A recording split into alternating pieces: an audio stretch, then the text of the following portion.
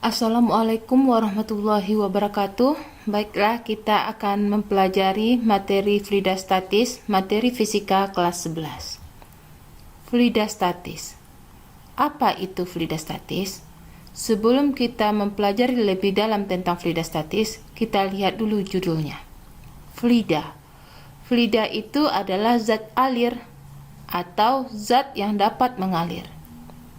Apa saja zat yang bisa mengalir? Ya, ada air, ada minyak, ada oli, ada udara. Semua zat yang dapat mengalir tersebut disebut dengan fluida. Jadi, seluruh zat cair dan gas itu dapat mengalir, maka zat cair dan gas itu termasuk pada fluida. Fluida terbagi atas dua.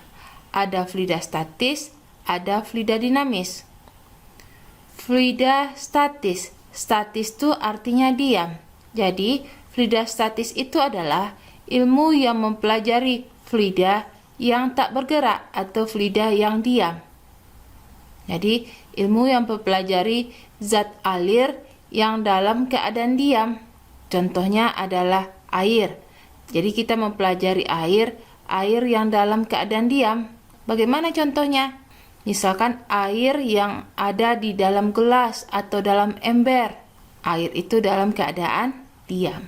Kemudian ada fluida dinamis.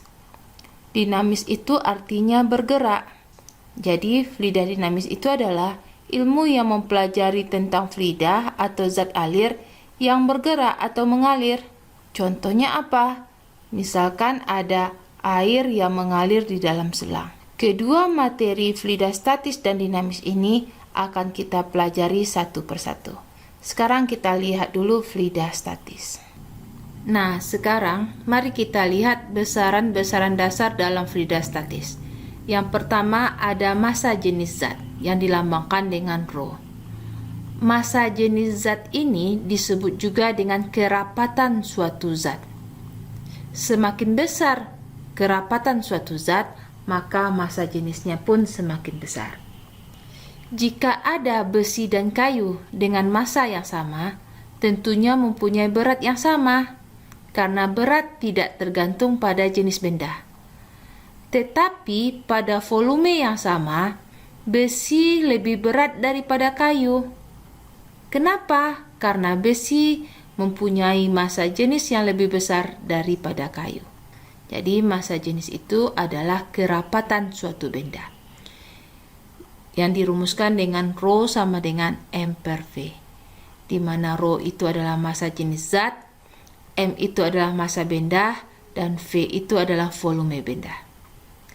Setiap benda mempunyai massa jenis tertentu yang nilainya seperti yang terlihat pada tabel ini. Nah, sekarang kita lihat tekanan. Tekanan dilambangkan dengan P. Misalkan ada sebuah beruang dan gajah. Jejak siapakah yang lebih dalam antara beruang dan gajah ini? Ya, jawabannya adalah gajah. Kenapa? Karena gajah lebih berat daripada beruang. Kalau lebih berat, maka jejaknya lebih dalam. Kedalaman itu kita analogikan dengan tekanan. Bagaimana kalau orang dengan berat yang sama memakai sepatu dengan luas penampang berbeda? Jejak mana yang lebih dalam? Ya, jawabannya adalah orang yang memakai sepatu dengan hak tinggi. Kenapa? Karena ujungnya lancip atau luas penampangnya kecil, sehingga kedalaman itu atau tekanan itu berbanding terbalik dengan luas penampang. Apa kesimpulan kita dapat? Kedalaman itu berbanding lurus dengan berat dan berbanding terbalik dengan luas penampang. Sehingga kedalaman itu atau tekanan itu dapat dirumuskan dengan F per A. Di mana P itu adalah tekanan benda, F itu adalah gaya yang diberikan kepada benda, dan A itu adalah luas penampang. Sekarang kita lihat yang ketiga, tekanan hidrostatis. Apa itu tekanan hidrostatis? Tekanan hidrostatis adalah tekanan yang diberikan fluida yang diam pada kedalaman tertentu. Sifat tegangan fluidastatis pertama, zat cair atau fluida yang diam memberikan tekanan sama besar ke semua arah. Jadi misalkan ada sebuah balok, balok itu kita masukkan ke dalam air, maka balok itu akan mengalami tekanan dari segala arah. Besarnya tekanan yang dirasakan balok itu sama besar dari segala arah. Kalau tidak sama besar, apa yang terjadi? Maka balok ini akan bergerak. Yang kedua, tekanan fluida yang diberikan selalu tegak lurus bidangnya. Sekarang kita lihat tekanan hidrostatis tanpa melibatkan udara luar. Jika ada ini sebuah bejana ini berisi air. Tekanan yang ada di permukaan air itu disebut dengan tekanan udara luar. Tetapi tekanan yang ada pada kedalaman tertentu atau pada kedalaman pada titik A ini disebut dengan tekanan hidrostatis. Tekanan secara umum itu dirumuskan dengan F per A, di mana F itu sama dengan berat. Berat itu sama dengan M kali G. Kita ganti F dengan M kali G. Sehingga pH itu sama dengan M kali G per A. Tadi kita sudah belajar Rho itu dirumuskan dengan M per V. Sehingga M itu dapat Rho kali V. Kemudian V itu adalah volume. Yang rumus volume itu adalah luas alas kali tinggi. Sehingga M itu dapat dirumuskan dengan Rho kali A kali H. Kita ganti M-nya dengan Rho kali A kali H. Kali G per A. A dengan A dapat kita coret. Sehingga dapatlah rumus tekanan hidrostatis itu dirumuskan dengan Rho GH. Tekanan hidrostatis pada kedalaman tertentu. Berapakah tekanan hidrostatis jika melibatkan udara luar? P0-nya bernilai atau disebut juga dengan tekanan hidrostatik mutlak yang dirumuskan dengan P0 tambah Rho kali G kali H, di mana pH itu adalah tekanan hidrostatis, P0 itu adalah tekanan udara luar atau tekanan atmosfer yang nilainya 1 atm atau 1,01 kali 10 pangkat 5 Pascal. Rho itu adalah massa jenis zat cair, G itu adalah percepatan gravitasi, dan H itu adalah kedalaman zat cair. Ini adalah kedalaman zat cair. Sekarang kita lihat contoh soal. Air di dalam sebuah tabung tingginya 30 cm. Apabila massa jenis zat cair adalah 1000 kg per meter pangkat 3 dan percepatan gravitasi di tempat itu adalah 10 meter per sekon kuadrat, tentukan. Nah, kita buat diketahuinya dulu. Sebuah tabung dengan ketinggian itu diketahui apa? Ya, hanya adalah 30 cm. Apabila massa jenis air dinamakan dengan Rho. Rho itu 1000 kg per meter. Percepatan gravitasinya adalah 10. Yang ditanya, berapakah besarnya tekanan hidrostatis di dasar tabung jika tekanan udara luarnya diabaikan? Tekanan hidrostatis dilambangkan dengan pH. Itu berapa jika P0-nya sama dengan 0. Kenapa? Karena tekanan udara luar diabaikan. Yang kedua, tinggi air raksa yang setara dengan tekanan air hidrostatik air. Yang ditanya berapakah tingginya air raksa? Raksa itu jika pH air raksa itu sama dengan pH air. Dan diketahui juga Rho-nya air raksa itu adalah 1,36 kali 10 pangkat 4 kg per meter pangkat 3. Tadi kita sudah belajar tekanan hidrostatik itu dirumuskan dengan apa? Ya, pH itu dirumuskan dengan Rho kali G kali H, di mana Rho itu nilainya adalah 1000, Rho itu nilainya adalah 1000, G itu adalah 10, dan H itu adalah 30 cm. Ubah ke meter, jadi berapa? 3 kali 10 pangkat min 1 meter. 3 kali 10 pangkat min 1. Nah, 10 pangkat min 1 bisa surat ringan ini dapatlah 3000. Apa satuannya? Ya, Pascal. Ini adalah yang A. Bagaimana dengan yang B? Yang ditanya B adalah tinggi air raksa, di mana tekanan hidrostasi air raksa itu sama dengan tekanan hidrostasi air. Sehingga pH raksa itu dirumuskan dengan rho air raksa kali G kali H air raksa. Di mana pH air raksa itu sama dengan pH air. pH air raksa itu sama dengan pH air yang nilainya adalah 3000. Kemudian rho-nya air raksa itu 1,36 kali 10 pangkat 4. G itu adalah 10 dan HR yang ditanya. Nah, di sini ada nolnya 3, di sini ada nolnya 5. Kita coret. 1 bisa sederhanakan tinggal 2. Ini tinggal 2. Sehingga HR itu dapat dirumuskan dengan 3 per 1,36 kali 10 pangkat 2. Atau 3 per 1,36 kali 10 pangkat min 2. Berapa hasilnya? Dapatlah 2,2 kali 10 pangkat min 2 meter. Ubah ke sentimeter menjadi berapa? Ya, 2,2 sentimeter. Sekarang kita lihat contoh soal kedua. Dalam sebuah gelas ukur dimasukkan 3 jenis fluida yang tidak bercampur, yaitu minyak, air, dan air raksa. Massa jenis masing-masing fluida adalah 800 kg per meter kubik. Ini massa jenis minyak 800 kg per meter kubik. Kemudian massa jenisnya dari air itu adalah 1000 kg per meter kubik. Dan massa jenisnya air raksa itu adalah 1,36 kali 10 pangkat 4 kg per meter kubik. Apabila ketinggian masing-masing fluida dari dasar gelas adalah 6 cm, tinggi fluida minyaknya pertama ini adalah 6 cm, kemudian air itu adalah 4 cm, dan air raksa itu adalah 3 cm.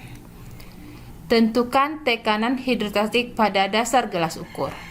Yang ditanya tekanan pada dasar gelas ukur. Yang ditanya adalah pH. Di dalam gelas ini ada 3 buah fluida yang tidak bercampur.